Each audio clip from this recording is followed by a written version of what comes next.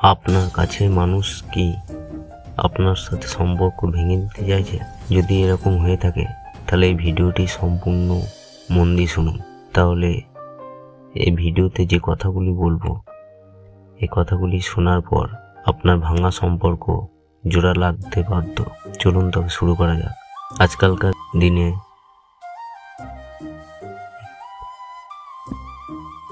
আধুনিক সমাজে সম্পর্ক বেশ জটিল হয়ে উঠেছে। অবিশ্বাস্য প্রতারণা এবং বিশ্বাসঘাতকতার সঙ্গে সম্পর্ক কলুষিত হয়, কিন্তু তারপরেও ভালোবাসা এবং বিশ্বাসের ভর করেই সম্পর্ককে এগিয়ে নিয়ে যেতে হয়। কঠিন পরিস্থিতি মুখে থেকেও ফিরিয়ে আনা যায় সম্পর্ককে, কিন্তু তার জন্য আপনাকে বেশ কিছু পদ্ধতি অবলম্বন করতে হবে। যে পদ্ধতিগুলি আমি এই ভিডিওতে তুলে ধরলাম, এই পদ্ধতিগুলি যদি অবলম্বন করে থাকেন বা অবলম্বন করতে পারেন, তাহলে আপনার ভালো সময় আসছে এটুকুনি ধরে নিতে পারেন। এবং আপনার ভাঙা সম্পর্ককে এই পদ্ধতিগুলি কাজে লাগালে জোড়া লাগাতে বাধ্য থাকবেন এবং ভালো সম্পর্ক গড়ে উঠবে আপনাদের দুজনের মধ্যে। সোশ্যাল নেটওয়ার্কিং সাইট থেকে ব্রেক নিন। সম্পর্কে ব্রেকআপ থেকে বাঁচতে সবার আগে সোশ্যাল মিডিয়া থেকে একটু ব্রেক নিতে হবে। দিনের বেশিরভাগ সময় ভার্চুয়াল জগতে থাকতে থাকতে সম্পর্কের গুরুত্ব কমে যায় আপনার কাছের মানুষের কাছে। তাই সম্পর্কে জটিল পরিস্থিতি তৈরি হলে সোশ্যাল মিডিয়া থেকে একটু দূরে থাকুন এবং যতটা পারবেন চেষ্টা করুন সোশ্যাল মিডিয়া থেকে দূরে থাকতে। স্পর্শ ও সান্নিধ্য।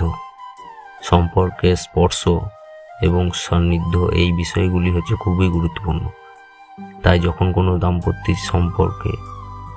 কোনো দাম্পত্য বা ভালোবাসার সম্পর্কে টানাপোড়েনের মধ্যে দিয়ে যায়, তখন তাদের উচিত একে অপরের স্পর্শ এবং সান্নিধ্যে বা কাছাকাছি জোরালোভাবে অনুভব করা, একে অপরের সঙ্গে সময় কাটানো।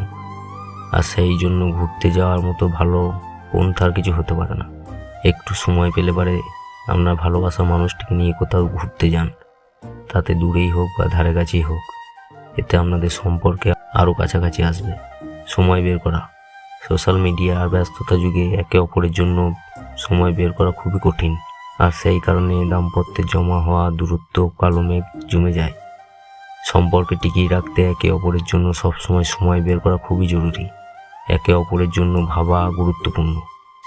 তাই সম্পর্ক টেকাতে প্রেমপত্র লেখা বেশ গুরুত্বপূর্ণ, যেমন তেমনি সময়টাকে বের করাও একটি খুবই গুরুত্বপূর্ণ। এবং সময় বের করে আপনি তাকে প্রেমপত্র লিখুন বা SMS এর মাধ্যমে ভালো ভালো কথা লিখুন। একসঙ্গে সময় কাটানো ভালো মুহূর্তগুলো মনে করান তাকে। দেখবেন ভালোবাসা বাড়ছে। সচেতন হওয়া। সম্পর্ক বাঁচাতে নিজেদের সম্পর্কের বিষয়ে সচেতন হন। সম্পর্ককে পরিণতি দিতে নিজেদের প্রতি দায়বদ্ধ হন। ঠিক কিভাবে চালালে সম্পর্ক সঠিক দিশায় এগোবে তা নিয়ে দুজনে আলোচনা করুন, তবেই সমস্যার সমাধান খুঁজে পাবেন। যৌনতা।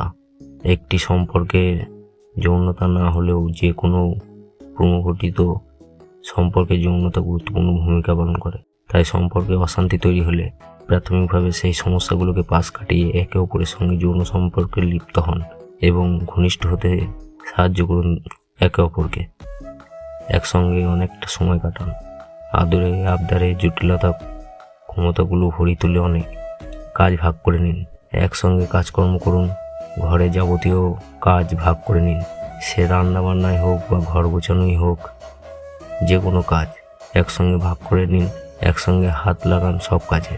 দেখবেন দূরত্ব ঘুচিয়ে যাবে আস্তে আস্তে। কথা বলুন। সম্পর্কের ক্ষেত্রে সবচেয়ে বেশি গুরুত্বপূর্ণ বিষয় কি জানেন?